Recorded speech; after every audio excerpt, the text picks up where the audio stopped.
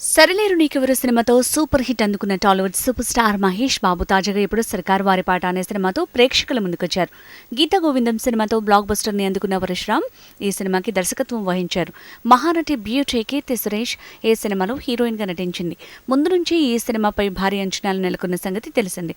అయితే ఈ సినిమా ప్రమోషన్లో భాగంగా మహేష్ బాబు కూతురు సితార కనిపించిన పెన్నీ పాట వల్ల కూడా సినిమాకి బాగానే హైప్ వచ్చింది.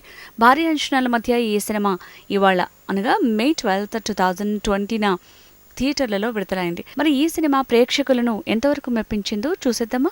మహేష్ అమెరికాలోని లోన్ రికవరీ డిపార్ట్మెంట్లో పనిచేస్తూ ఉంటాడు. కళావతి మహేష్ నుంచి ఒక లోన్ తీసుకుంటుంది, కానీ తిరిగి కట్టలేకపోతుంది. దీంతో విసుగు చెందిన మహేష్ ఆమెకు వార్నింగ్ ఇస్తాడు. అప్పుడు కళావతి తన పవర్ఫుల్ తండ్రి రాజేంద్రనాథ్ను రంగంలోకి దింపుతుంది. ఇక చేసేది లేక మహేష్ తన డబ్బును తిరిగి తీసుకోవడం కోసం ఇండియాకి వస్తాడు. కానీ ఇండియా వచ్చాకే మహేష్కి ఇంకా పెద్ద ప్రాబ్లమ్స్ ఎదురవుతాయి. ఈ ప్రాబ్లమ్స్ ఏంటి? అసలు ఈ రాజేంద్రనాథ్ ఎవరు? మహేష్ ఇబ్బందుల్ని ఎలా ఎదుర్కొంటాడు? చివరికి ఏమైంది తెలియాలంటే సినిమా చూడాల్సిందే. మహేష్ అద్భుతమైన నటన ఈ సినిమాకి అతిపెద్ద ప్లస్ పాయింట్గా చెప్పుకోవచ్చు.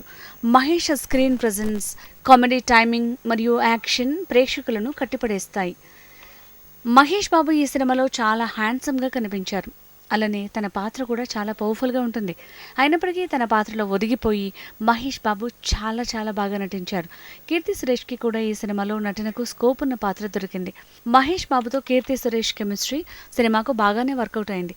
తన పాత్రకి కొంచెం నెగటివ్ తెచ్చుకున్నప్పటికీ కీర్తి సురేష్ చాలా బాగా నటించింది. విలన్ పాత్రకి సుమితి రఖని చాలా బాగా సెట్ అయ్యారు.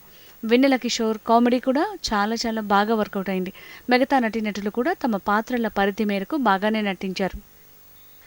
కథ ప్రకారం చూసుకుంటే సినిమాలో చెప్పుకోదగ్గ విభిన్నమైన కథ ఏమీ లేదు. ఇక ఒక మామూలు కమర్షియల్ యాక్షన్ సినిమా.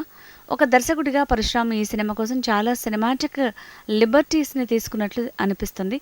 అలాగే కొన్ని సన్నివేశాలు రిపీట్ అవుతున్నట్టు అనిపిస్తుంది. ఈ సినిమాకి నిర్మాణ విలువలు అతిపెద్ద ప్లస్ పాయింట్గా చెప్పుకోవచ్చు. అండ్ నిర్మాతలు బడ్జెట్ పరంగా కాంప్రమైజ్ అవ్వలేదు.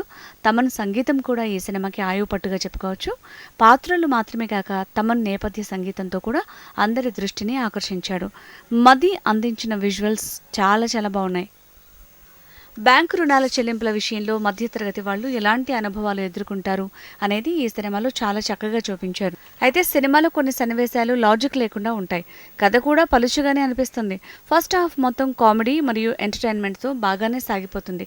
కానీ సెకండ్ హాఫ్ని మాత్రం కొంచెం సాగదీసినట్టు అనిపిస్తుంది. సెకండ్ హాఫ్ కొంచెం డ్రామాటిక్గా ఎమోషన్స్ని జోడించి తీసి ఉంటే బాగుండేదని అనిపిస్తుంది మీకు కూడా. సినిమా కమర్షియల్ టెంప్లెట్లోనే సాగుతుంది. చివరగా సర్కారు వారి పాట సినిమా కేవలం మహేష్ బాబు నటన మరియు ఎంటర్టైన్మెంట్తో ముందుకు సాగే ఒక యాక్షన్ డ్రామా. సర్కారు వారి పాటతో ఆట ఆడించిన మహేష్ బాబు.